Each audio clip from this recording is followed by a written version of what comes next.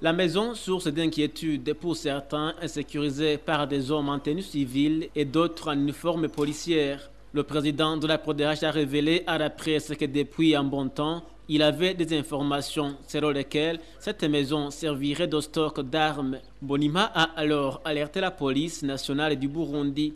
Ce mardi matin, la police était sur place pour fouiller cette maison. Le but n'a pas été atteint. Les explications sont de Pierre Claver Mbonima, président de la PRODH. La police qui était venue faire la fouille s'est retirée, mais nous avons appris qu'ils ont eu un coup de téléphone de l'ex-chef du service national de renseignement disant comme quoi la maison lui appartient, disant que la maison appartient au service national de renseignement. Vers 10 heures, y est arrivé le chargé de la sécurité intérieure au service national de renseignement du Burundi. Une fois là, il a franchi la porte de cette maison. Après, il s'est entretenu avec Pierre Claver Mbonima. Celui-ci précise que le chargé de la sécurité intérieure au service national de renseignement confirme le motif de la fouille ratée. Monsieur Sylvestre, qui fut gouverneur de Karouzi, aujourd'hui il travaille au service national de renseignement. Il vient d'accepter de dire que la maison et toutes les choses qui se trouvent là-dedans appartiennent au service national de renseignement. Même les policiers que vous venez de voir avant, on avait eu des inquiétudes parce qu'ils étaient en tenue civile, ils portaient des chaussures yebo-yebo.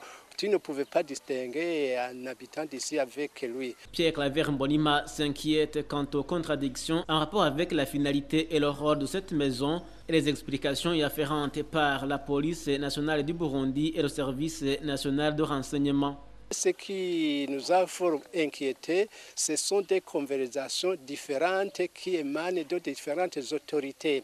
Notamment, la police ne pouvait pas envoyer un arsenal de policiers et toute la police qui était venue ici, alors que le directeur général est censé savoir où se trouve, où travaille le bureau du service national de renseignement. Ce sont des collègues, ils y collaborent.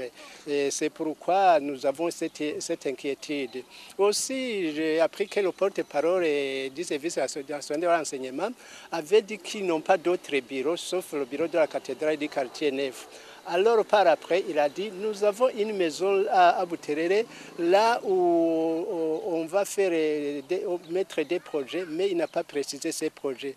Alors toutes ces contradictions, jusqu'à présent, nous inquiètent, raison pour laquelle nous ne sommes pas totalement satisfaits. Notez que la tâche de la presse sur place n'a pas été aisée.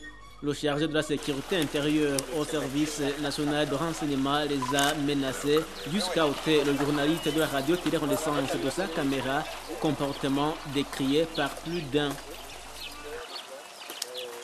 J'ai vu que M. Sylvestre travaille au service national de renseignement a retiré la caméra d'un journaliste, mais je crois que la réaction qu'il a faite, c'est de ne pas savoir réellement ce que fait le journaliste. Il faut respecter quand même le métier du journalisme. Si un journaliste est là, il est là pour recueillir toute information, toute chose. Même nous voulons recueillir toute information, toute chose, on veut la voir. Alors pour lui, la réaction qu'il a faite n'est pas une bonne réaction, raison pour laquelle, mais je le comprends parce que c'est une habitude, et surtout des corps de sécurité, il n'aime pas qu'on les photographie. Mais pour moi, si vous êtes là, si vous êtes une autorité, alors que vous êtes en train de faire une bonne chose et de bonnes réactions, pourquoi avoir peur d'être filmé, d'être photographié? Non, d'abord, on ne peut pas se saisir du matériel d'un journaliste. C'est une erreur déontologique et professionnelle. Dans un contexte politique et démocratique comme celui-ci, un journaliste est à sa place. Un journaliste a un rôle à jouer et surtout un rôle positif. Alors quand on vient à ravir un matériel à un journaliste, c'est que c'est un comportement qui se démarque des principes, des principes démocratiques.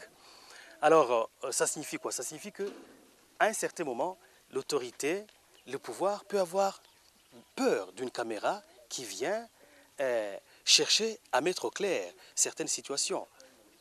C'est tout à fait normal qu'il puisse se faire caractériser par un comportement pareil. Mais sinon, ça, c'est un écart de comportement et raison pour laquelle nous allons continuer à revendiquer.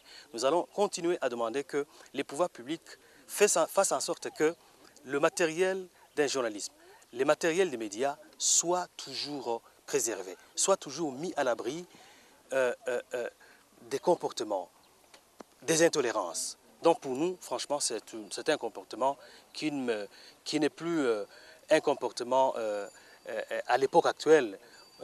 Dans l'état moderne, c'est un comportement qu'il faut franchement décourager.